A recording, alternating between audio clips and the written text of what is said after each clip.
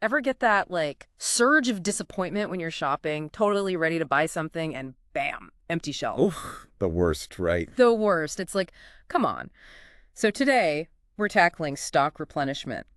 But, like, the real deal, not just, oh, we need more stuff. Right. It's way more strategic than people realize. That's what I'm thinking. It's this balance, isn't it? Totally. You're meeting what your customers want, but then there's the cost of holding on to all that stuff. You don't want a warehouse packed to the brim if it's not moving. Makes total sense. So no system for this, and it'd be Chaos. Pure chaos. seriously, I'm picturing like those claw games at the arcade, but with inventory, trying to not knock everything over. Love that visual. Ah, It's not just about having enough. It's about having the right amount at the right time and knowing what that even means. okay, so strategy time. What are we actually aiming for with a good stock replenishment? The big one.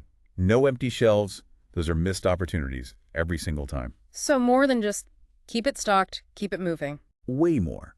Think about it. All that inventory costs money just sitting there. Storage fees, the risk of something happening to it, even the money tied up that could be invested elsewhere. Uh-huh. So it's like the hidden price tag on all that merchandise. Exactly. Finding that sweet spot means you're not bleeding money, you're making sales, and customers are happy. Which is the dream, really. How Yeah. do you even find that sweet spot, though? Seems tricky. Data, my friend. Data. Sales records. When things usually sell more, even trying to predict the next big thing, data takes the guessing game out of it. So you're not just winging it, you're using info to stay ahead of the curve. Exactly. And that's where it gets really interesting because there's no one-size-fits-all approach. It's like having a whole toolkit of strategies, each one good for different situations. Okay, toolkit, I'm intrigued. Let's break it down. What are we working with here? All right, toolkit time. What's our first stock replenishment essential? Well, there's the classic, the EOQ, economic order quantity. Sounds scarier than it is. Yeah.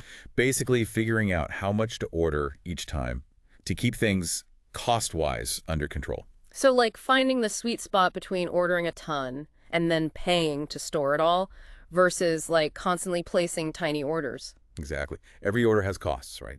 Processing, shipping, the works. Yeah. But then there's what it costs to hold that inventory. Yeah. EOQ helps you walk that line.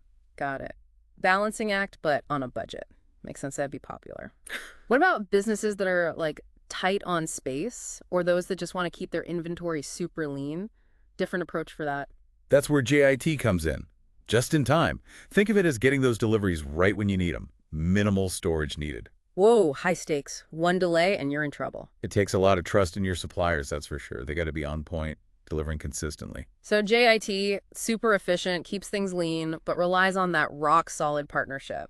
Okay, gotta ask about tech now. I mean, software, automation, that's changing everything. Totally revolutionizing it. Think, software that's like your inventory guru. Tracks everything real time, predicts what you'll need, can even automatically reorder for you. Hold on, it's like predicting the future A&D, saving you late night stock checks. You got it. And then there's IoT, the Internet of Things. Okay, IoT, usually I'm thinking smart homes, like fridges, ordering groceries. How's that fit in with this? Picture sensors right on your shelves. They know exactly what you've got, down to the last item, and feed that info back to your system live. So you've got this like live feed of your inventory, no more guessing. Exactly. Real-time data means businesses can make decisions based on what's actually happening. It's like navigating by the stars versus having GPS, right? Total game changer. Right. Fewer stockouts, less waste, smoother operation overall. So we're not just reacting, we're getting ahead of the game now. Exactly. Proactive, not reactive. But gotta be real, even the best systems can't predict everything. Right, because what if, I don't know, suddenly everyone wants that one weird product, or there's some big supply chain hiccup? Data can only do so much. That's where humans come in. You need a plan for those curveballs, that gut instinct, you know? So even with all this amazing tech, human expertise still matters. Always. Tech's a tool, but we set the strategy, we understand the data, we make the final call. It's a partnership then. Okay, so you've nailed the predictions, you've got the tech, you're ready for anything. What else makes a stock replenishment system really sing? Good question. Even with all that, some simple things get overlooked. Okay, spill the secrets. What sets apart the stock replenishment masters? Those easy-to-miss details that actually make all the difference. It's kind of funny, but so many businesses, they'll set up their system and then that's it. Like it's just going to run itself forever. Yeah, set it and forget it. Yeah. Except the world doesn't really work that way. Nope. What customers want changes, new stuff comes out, Who knows what the economy will do next week, right? Right. So what worked perfectly well 6 months ago could be a disaster now. Got to stay flexible. 100%. Regular check-ins are key. Like Mhm. every few months, really dig in, see what's working, what's not, adjust based on the latest data. Love it. It's like fine-tuning a high-performance engine. Always got to tweak for max results. What else are those stock replenishment masters on top of? Talking to each other. And not just within the company. This is supply chain wide. Wait, so everyone from the factory floor to the store shelf needs to be in the loop. Exactly. Even a tiny miscommunication can turn into a huge stock problem down the line. Imagine your supplier, they're short on materials, but nobody tells you till it's too late to find more. Or your warehouse is overflowing because a delivery came early. Oh, that's giving me logistical anxiety just thinking about it. Communication is key. Got to prevent those disasters before they start. Now, earlier, you mentioned sustainability. Can't ignore that these days. How do businesses work that into the mix? It's not optional anymore, right? Good news is being sustainable often just makes sense for stock replenishment too. Like if you're nailing those demand predictions, not ordering way too much, you're automatically cutting down on wasted, expired stuff. So better for the planet, better for the bottom line. I like it. Exactly. And it goes beyond that. Companies are looking at their whole supply chain now.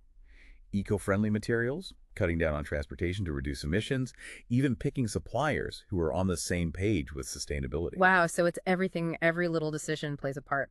Kind of wild how something as simple as keeping shelves stocked is actually this whole web of data, tech, and even values like sustainability. It really shows how everything's connected.